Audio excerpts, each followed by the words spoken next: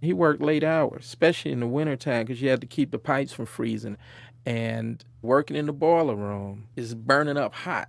It's probably like over 100 degrees down there. Did he ever talk about what it was like to do that kind of work? He didn't have to talk about it.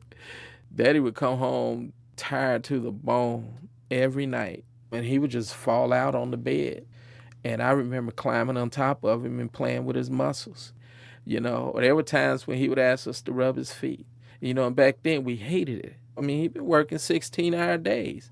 He'd take his socks off, as you rub his feet. You hated to walk past his bedroom because he'd call you in there and ask you to do that.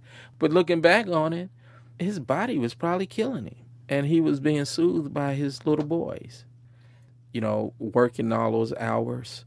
He didn't have time to discuss things. You had to get it right that time and that time only. So he was a stern disciplinarian. He was a very stern disciplinarian. Sometimes he didn't have to do anything but look at you, but you knew what that meant. For instance, I think I might have been about 10 years old, me and a friend. Our goal was to get a 16-ounce root beer and potato chips. So we went hunting for pop bottles. The pop bottles had a deposit on them. You take them back to the store. And I didn't have enough to get my treat, so I decided to take some of the store's bottles, put them in my bag, and then go up to the counter and turn them in as my own. So all of a sudden, I get this feeling to come over me, and I look up, and standing in the window looking down at me was my father. And all he did was gave the finger motion to come here. So I just walked out of the store, and he just said real quietly, "Get home." And so I turned and started walking home, and he was walking behind me. And it seemed like the long march, So we got home, and he asked me, why did I do it? I told him all I needed was a dime. The chips cost a dime.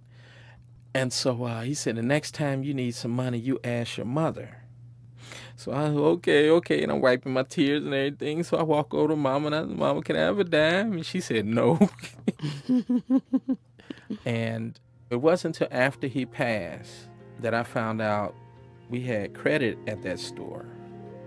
And so my going in there stealing pop bottles could have ruined that whole relationship.